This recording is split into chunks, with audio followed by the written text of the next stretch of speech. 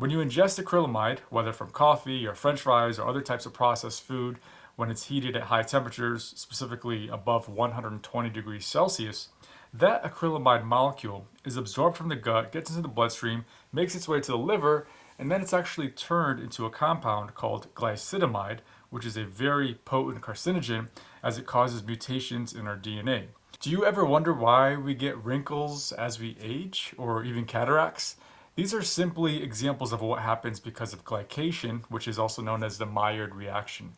This reaction happens all the time in our body, and there's actually nothing that you can do about it, although you can do things that affect the rate at which it occurs. Glycation is the primary driver of aging occurring in all of our living cells. You can slow this process down, and if you're successful, you'll be a lot healthier for much longer. Glycation only needs two molecules to occur, a carbohydrate, either fructose or glucose, plus an amino acid, which are the building blocks of proteins.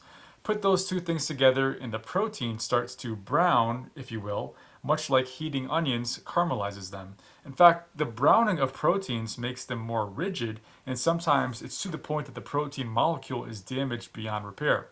Eventually, the buildup of advanced glycation end products, or AGEs, will lead to cellular, organ, and human malfunction.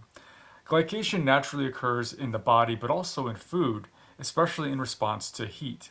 In fact, the process of making caramel is glycation. It's actually glycation that occurs when you heat up white sweetened condensed milk, and then what happens is you end up making brown caramel from that. This is because the heat causes the glucose and the fructose to bind to the amino acid components of those milk proteins, which leads to the formation of AGEs. This happens in many processed foods because heating is a method for killing bacterial contaminants. For many years, dietary AGEs found in processed food were thought to be harmless, but recent studies show that they're absorbed through the intestine, they enter the bloodstream, and then they bind to receptors for AGEs, which are called RAGEs, in liver cells. When this happens, this actually drives the molecular signal for mitochondria to promote fat accumulation, and it causes more oxidative stress there. And because of acrylamide's ability to damage cells and organs, it comes as no surprise that it's been linked to a range of neurological effects, including peripheral neuropathy and neurodegenerative diseases such as Alzheimer's disease and Parkinson's disease. One study looked at the blood level of RAGEs in teenagers and actually found that they were higher in those who were obese. Another recent study looked at the diets of almost 80,000 women versus the risk of breast cancer over an 11-year period. The women in that study who consumed the most dietary AGEs had a 30% higher risk of developing breast cancer. So it's wise to be mindful of eating too much processed food in general, but especially the ones that undergo flash heating to reduce that risk for bacterial contamination. For example, let's take a look at the most well-known dietary AGE, known as acrylamide. It's formed when carbohydrate and fat meet at very high temperatures, and it's what gives french fries that great crispy crunch. Acrylamide is also a byproduct of the coffee roasting process. Research conducted on animals has shown that exposure to acrylamide has been linked with brain, breast, and pancreatic cancer.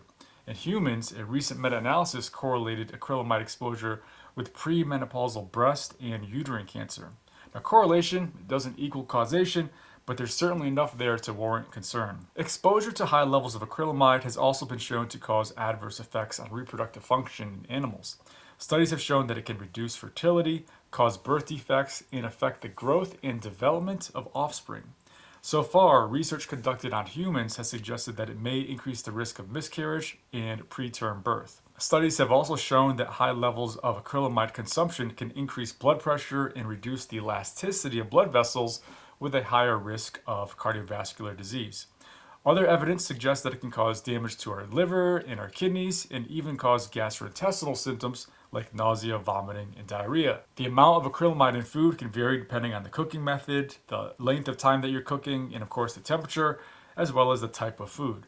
Now, some of the foods that are known to contain the highest levels of acrylamide are french fries and potato chips. Coffee beans naturally contain acrylamide, and the levels can increase when the beans are roasted at high temperatures. Roasted nuts, especially almonds and hazelnuts, can also have high levels. Toasted bread can also have high levels, particularly when it's cooked to a dark brown color, or even worse, when it's burnt toast. Certain breakfast cereals, particularly those that are made from grains, such as corn, can also contain high levels of acrylamide. Other processed foods that are high in carbohydrates, like crackers and cookies, also tend to have higher levels. But acrylamide is not the only harmful chemical that we eat on a daily basis. You can see what the other ones are in this video right here.